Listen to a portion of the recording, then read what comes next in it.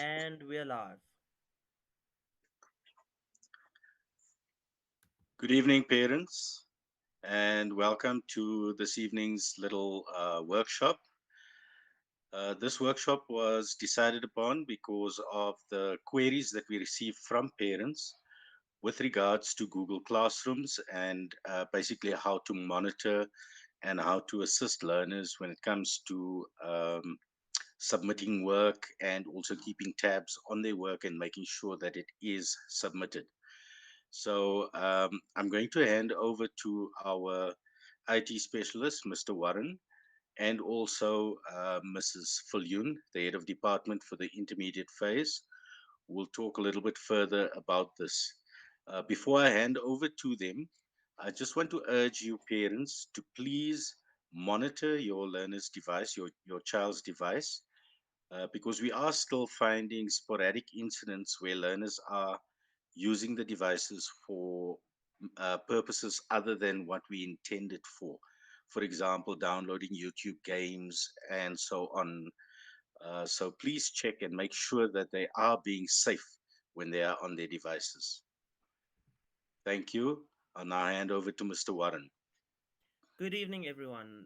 Hope you had a pleasant day. My main topic tonight is to just talk about security and what you can do to monitor and be open with your children, especially when it comes to cybersecurity.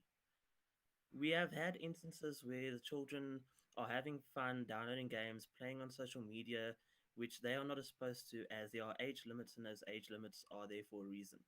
And they're all going to try and do it anyway. So rather talk to them and get to know what they're doing and get to know the platforms they're on.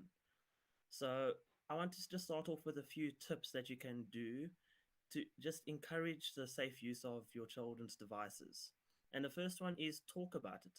Talk about what they're doing online. If they're using TikTok, if they're using Facebook, Instagram, WhatsApp, talk to them about it. Find out who they're talking to, find out who their friends are on those platforms and what they're sharing. As you, as a parent, if you're not monitoring what they're doing, you don't know who they're talking to or what they are doing. Another tip is to keep the screens and devices where you can see them.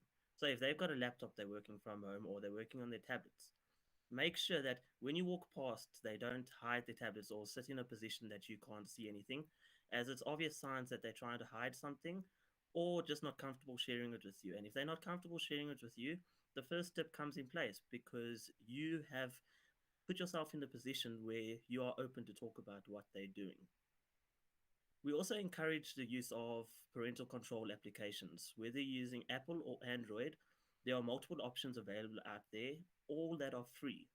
And they allow you to monitor the time that they're actually on. So when they're at school, when they're at home, you can see what they're doing and how long they're doing it for.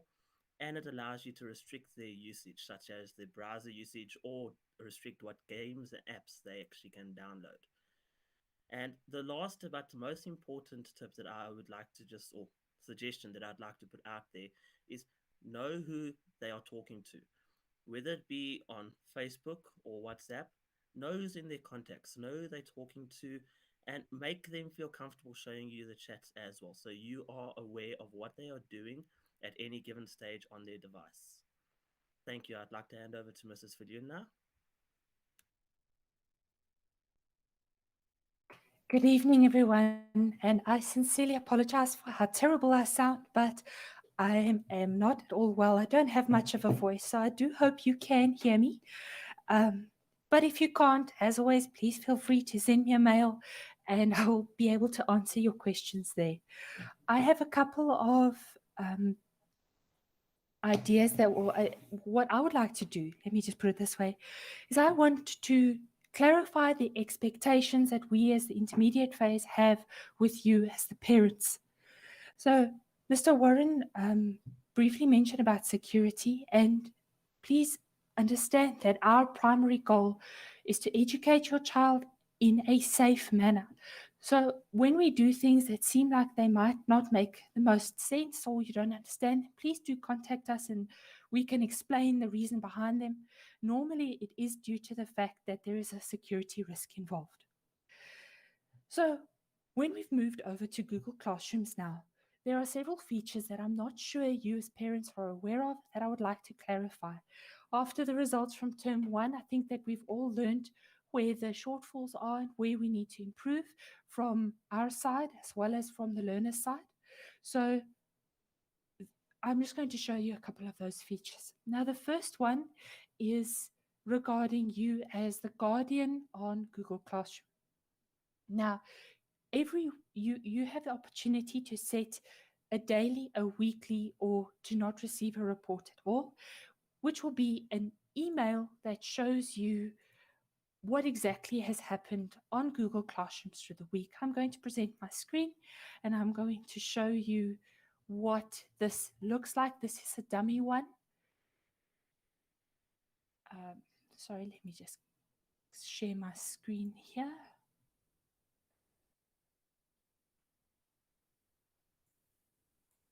Okay, so as you can see, this is what it looks like. So you will get an email that says Google Classroom. This is a weekly summary. It shows you exactly what has not been submitted, as well as any announcements that have come through from the teachers. So if you have any questions or any queries about work that has not been done, or you're not sure how we can say work is missing when you're unaware of it, please do check your emails, as it does show there what work has not been completed by your child. And I do encourage you to set this to at least get it weekly. Um, if you want to get it daily, that is, of course, entirely up to you. But a weekly account should be enough for you to keep your finger on the pulse in terms of your child's work. The other thing that I would like to tell you about, or I want to show you, is how Google Classroom looks on your child's device, and to encourage you to log in occasionally. If you feel the need, you are welcome to log into their account and actually physically have a look. And if you've seen how it works, hopefully it will assist you on their days that they are at home. Now, please understand, parents, that it is not optional for the learners to work at home on their days that they are not at school. I have explained it to my grade sixes and my grade sevens that we have 100% of the work to complete within the year, but we're only physically seeing them for 50% of the year. So without your assistance here in making sure that they work from home, they will not complete the syllabus, and that does put them at quite a lot of risk. So with that being said, I'm going to show you. I have set up a dummy account that will it emulates the tablets that your children are using. So I hope that you can see it now. Um, but if you have a look, so this child, that the dummy account is only in the grade 6 natural sciences class, but it gives you an idea as to what Google Classroom looks like when working on a tablet. It is slightly different from working on a laptop. So if we have a look here, when you open Google Classroom and you go to the classes page, your child will obviously have all of their classes here. It will not just be only the one. In the top left-hand corner, you can navigate your way through the classes, which will be listed here under the Enrolled tab. So obviously here, as I said, there's only grade 6 natural sciences, but the easiest way for the learners to navigate through this is to go to the to-do list. So if you open the to-do list, it literally lists every single piece of work that has been assigned by the teachers for all subjects. It also, if you look at the top here, it shows what is missing in red and what has been completed, which obviously this dummy account has not completed any work. So when you go on your child's tablet, please have a look at the to-do list, which will show you exactly what work needs to be completed. And even have a look at the assigned and the completed work, the done work. What some of the learners are doing is handing in incomplete work to get it out of their missing folder, but it's not actually done. So that is how you navigate through, and that is how you are able to check the work that was completed on the day that your child is at home. Always check at the end of the day what has been done in the course of that day. Guaranteed there should be an English, Afrikaans, and maths activity. There will normally also be an NS activity. So if those core subjects are not there at the end of the day, please assist your child in catching up the work that they've missed for that day. They can also save uh, due dates on the calendar and notifications. So every time a new piece of work is posted, they will get a notification so that they can navigate directly through to that classroom. Okay. So that is what it looks like on the learner's devices. Now, if your child is working on a laptop, it looks slightly different. So I've got it open here. I've logged in using the same dummy account. And as you can see immediately, it does look a little bit different on the computer versus the tablet screen. However, the information is exactly the same. So that you can still navigate through the classes in the top left-hand corner, can still access the calendar, can still access that all-important to-do list. Only here gives you a few more options in terms of how it's set out, but all the information is identical. You can also have a look at your child's profile. So if you go back to the Google Classes, at each class, on the classroom tab, there is a small icon that looks like a little clipboard. If you click on that, it pulls up all of the work that your child should have done. And as you can see on this dumbing account, no work has been done. So have a look for this kind of information. What is missing? What has been assigned? What has been returned here? So this is easier to navigate through on a laptop, but the information is also there on the tablet. If we have a look, it should be when you open. Okay. So what I'm going to show you next is what happens if you have a question. So if you or your child does not understand something on the work, there are various different ways of contacting the teacher. Firstly is to post it directly onto the stream. Now this, what I've just opened, so if I go back to classrooms,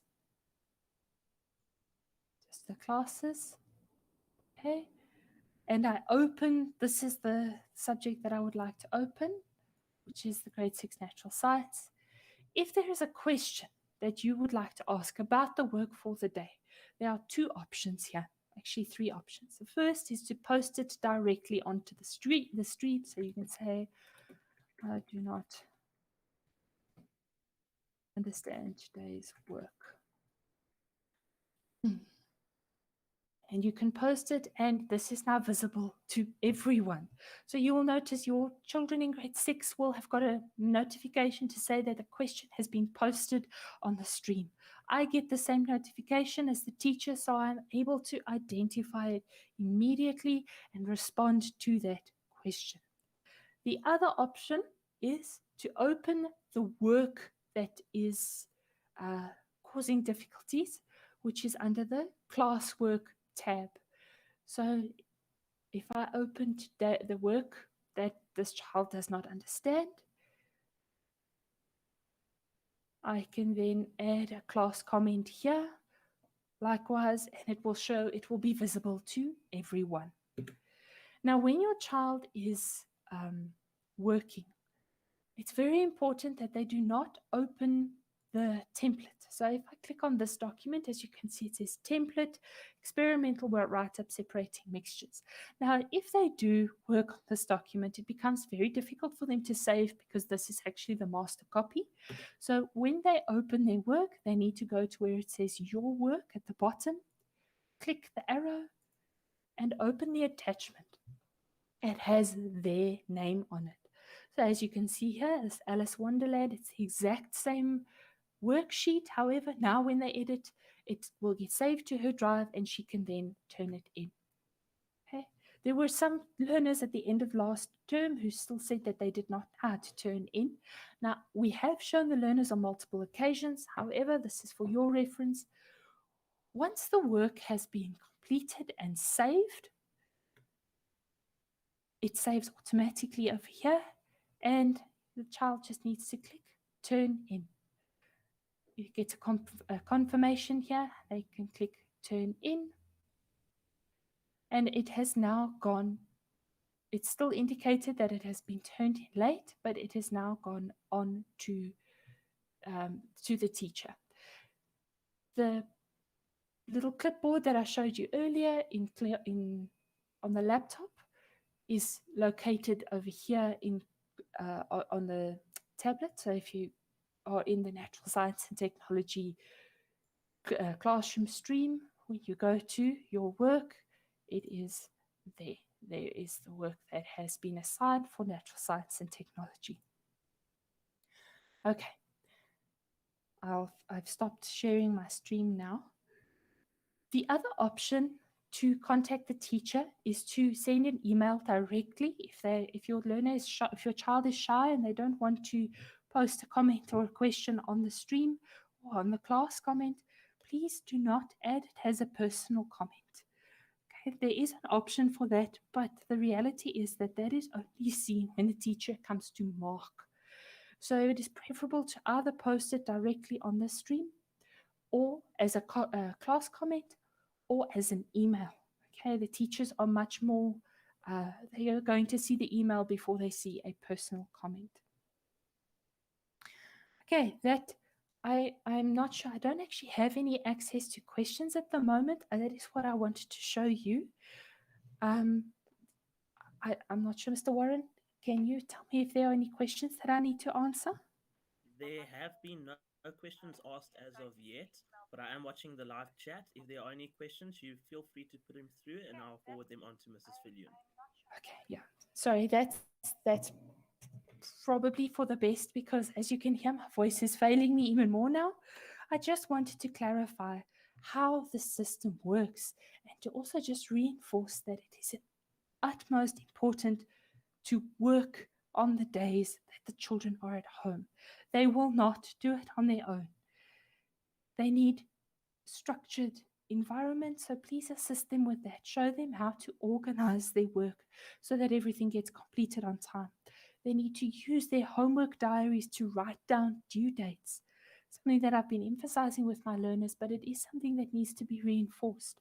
So when the teachers are explaining the work for the following day, when they're at school, please encourage your children to write it down in their homework diaries so that when they get home, they are able to easily remember what exactly is expected of them.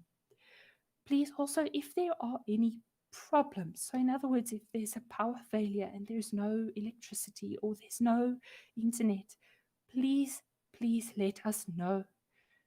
If we do not know, your children end up in trouble for something that is not actually their fault. But if it does happen that there's a power failure or no data, whatever might happen, they still need to catch up the work, but at least we can give them a more reasonable deadline in which to complete the work. That is all I wanted to go through with you parents. So please, like I said, if you do have any questions or comments, please send me a mail or Mr. Warren will send it through to me so that I can address it. But I think let's wait a few minutes. I'm not sure, Mr. Nina and Mr. Warren, if we should give a few minutes for questions on the YouTube chat. I'm keeping an eye, and so far, no questions have come through as of yet. If there any questions do come through, we can answer it at a later stage in another video.